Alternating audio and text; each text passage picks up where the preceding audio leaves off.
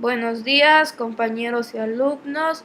Mi nombre es José Ricardo Mendoza Villar y mi nombre es Christopher Acevedo Castellanos y les vamos a exponer sobre la mitosis. A continuación les vamos a traer una voz computarizada para cambiar el ritmo de nuestra grabación.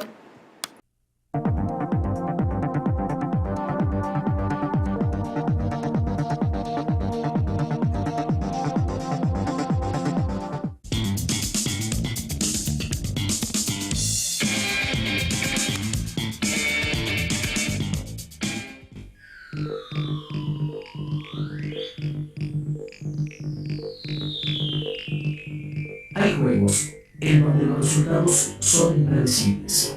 Y ello se debe al número de combinaciones que producen las distintas variables que intervienen en el juego. De forma parecida a lo que sucede en un juego regido por el azar, la combinación y la variabilidad son los factores que distinguen a los organismos que se reproducen sexualmente. Las combinaciones en la información genética son la causa de que los hijos de este tipo de organismos sean diferentes entre sí y también diferentes de sus padres.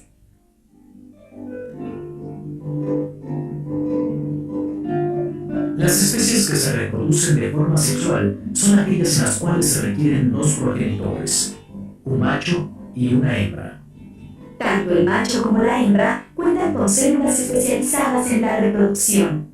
A estas células se les llama células germinales, aunque también se les conoce con otros nombres: células reproductoras, células sexuales o gametos.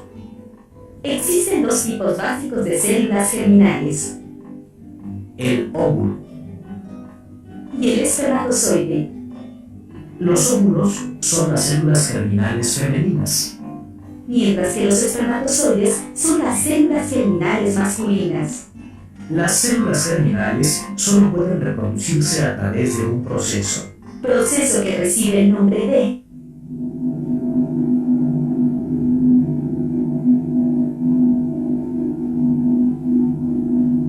meiosis.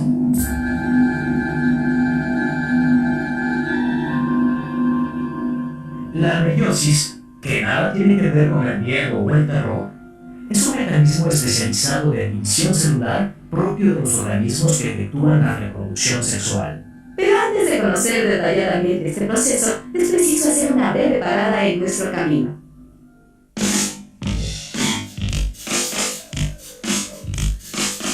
En las células germinales se encuentra el ácido desoxirribonucleico, también llamado ADN, el cual es responsable de transmitir la información hereditaria.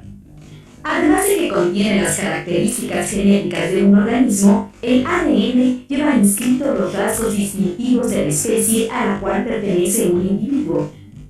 El ADN de los espermatozoides contiene la información hereditaria del macho y el de los óvulos la información hereditaria de la hembra. Ambas informaciones se combinan en el momento de la fecundación. Por ello, las crías resultantes de la unión de un espermatozoide y un óvulo no son siempre iguales ni idénticas a sus progenitores.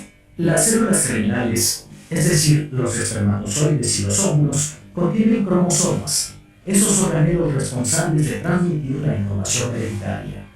Los cromosomas se encuentran formados por ADN. Todas las características de una especie se encuentran distribuidas en un número específico de cromosomas. Como recordarás, cada célula tiene una cantidad de cromosomas determinada por especie. Así, todas las células de una mosca doméstica poseen 12 cromosomas. Las de una rana tienen 26 cromosomas. Las de un gato, 38 cromosomas. Las de una hormiga, 48 cromosomas. Las de un caballo, 64 cromosomas. Y las de una persona, 46. Pero las células germinales de estos organismos cuentan solo con la mitad de los cromosomas propios de la especie. Por ejemplo, si la célula de una persona tiene 46 cromosomas, cada una de sus células germinales tendrá solo 23 cromosomas. Si es hombre, sus espermatozoides tendrán 23 cromosomas, y si es mujer, sus óvulos tendrán la misma cantidad. Y esto es así porque en el momento de la fecundación, el espermatozoide y el óvulo se unirán y darán origen a una nueva célula. En esa nueva célula, los cromosomas del espermatozoide y del óvulo se agruparán. De esa manera, la nueva célula contará con el número de cromosomas de la especie. En el caso del ser humano, los 23 cromosomas del padre y los 23 de la madre se sumarán en la célula embrionaria, completando los 46 cromosomas de la especie. Los cromosomas siempre se encuentran en pares o en parejas. Dentro de esas parejas, un cromosoma corresponde a la información hereditaria del padre y el otro a la información hereditaria de la madre. Así, el nuevo ser heredará características tanto de su padre como de su madre.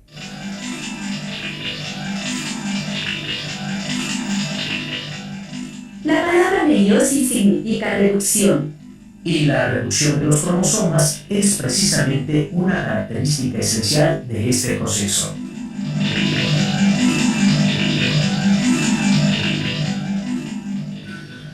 Como hemos dicho, la meiosis es la forma en que se reproducen las células germinales. Tiene lugar en órganos especializados en la reproducción. Cuando se trata de la reproducción de los óvulos, a la meiosis se le llama ovogénesis, y en el caso de los espermatozoides se le conoce como espermatogénesis. La meiosis se realiza cuando las células germinales se encuentran maduras. En este proceso, a partir de una célula germinal, se originan 4. La forma en que esto sucede es a través de una doble mitosis. En el proceso de la meiosis tienen lugar 2 divisiones celulares. Las etapas de estas divisiones son iguales que en la mitosis, pero dobles. A las fases de la primera división se les llama profase 1, metafase 1, anafase 1 y telofase 1. A las de la segunda división se les ha denominado como profase 2, metafase 2, anafase 2 y telofase 2. En la meiosis, las profases son especialmente significativas, pues en ellas suceden 2 hechos que no se presentan en la mitosis.